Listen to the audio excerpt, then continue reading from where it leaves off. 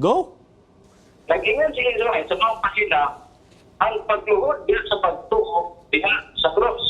Iyang nakapo paglantan ang David nga madalat sa tao. Ang ako pangutana, di ba si Walit sulatan?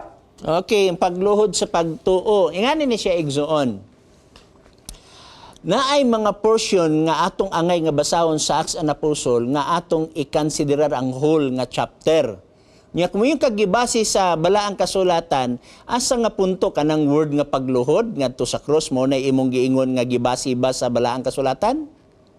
Kay kanang imong pagsulti, page 179 baya na siya unya gipoto lang mao nga statement. So unsa may imong pangutana ana kanang pagluhod gibase ba na sa balaang kasulatan mao nang unod sa imong pangutana? Go. Okay, murag nawala siya igsoon. Murag wala nagasinabot ang insik ug gahapon. Ingani magud mga pinangga, dili nato pwede nga mukutlo lantag pila ka sentence sa writings sa kang Ellen White unya ato dang ihapak didto sa Biblia without considering the whole context. Kay kana bugong pagasulat diha mismo ang Bible ug ang writings Mrs. White ang ilang nga paglantaw sa word nga cross, no?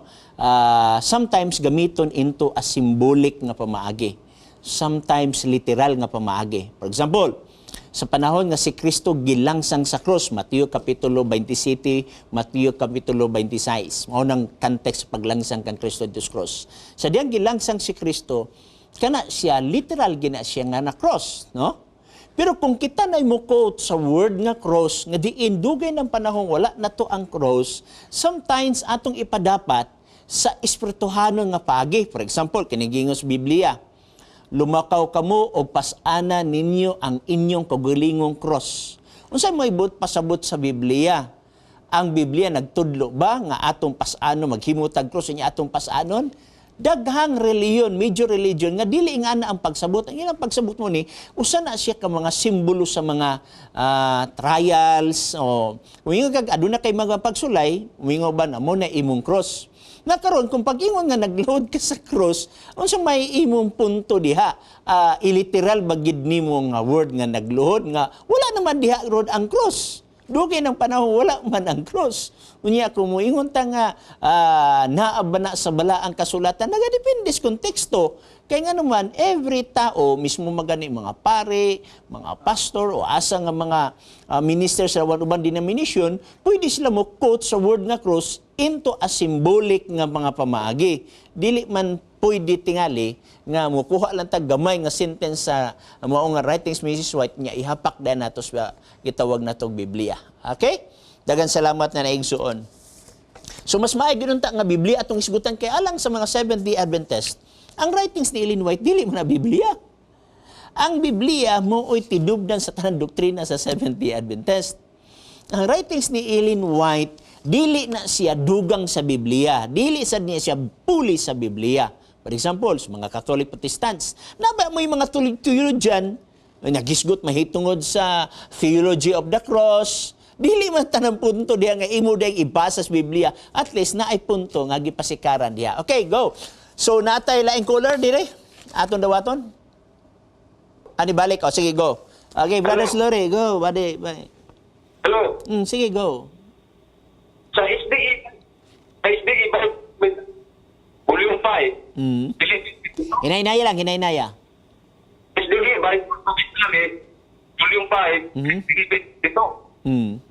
Nag-ingon, epektibo ang krus nga mubaptize ng isa ito sa langit at sila dili may bulag sa Diyos. Ang ako pangutana, sir, ano nga doon may bulag sa Ano nga ang krus may bulag sa langit? Mabita akong punto diha nga. Sometimes, iliteral ni mo og hubad ka ng mga butanga, bago pag ko nagsulti o nagtubag, nga kung maghisgot ganita og literal nga cross, especially magkutlo tas Biblia, Mateo 26 ug 28 kay mo man context sa cross, mo nay nahitabo kaniadto.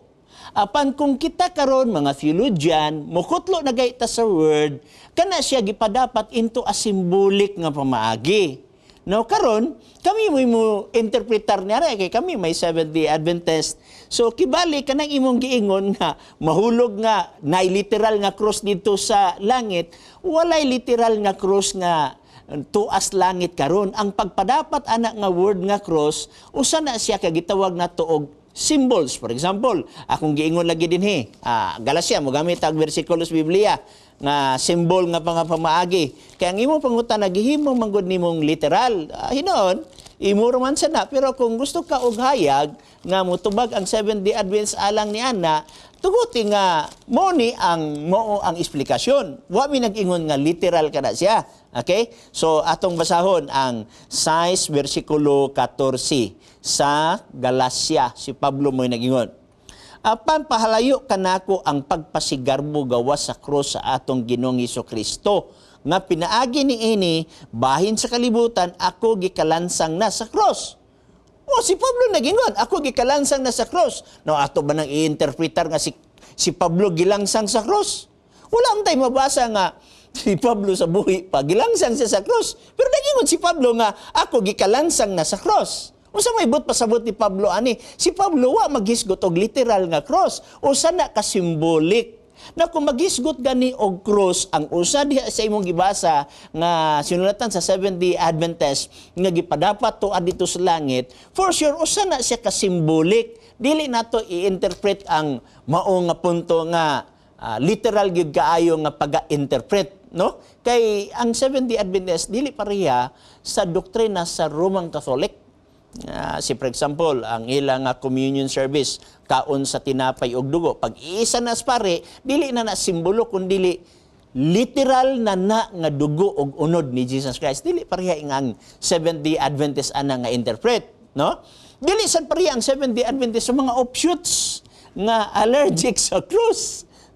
Aron makapangdaot sa simbahan, iliteral kay nila kapag asulti ang mga punto. So, muna si Exxon, say go. Nakay-follow up? Nawala na? Okay, daghang salamat. So, nga na, Exxon, mo bita akong giingon nga at least kanang objective lang ginunta atong pangutana ba? Dili ba nga pangutana nga mura og nagamong klase nga pangutana na pangutana, na panguutana, na pungutana. Okay, go. Napa ba siya?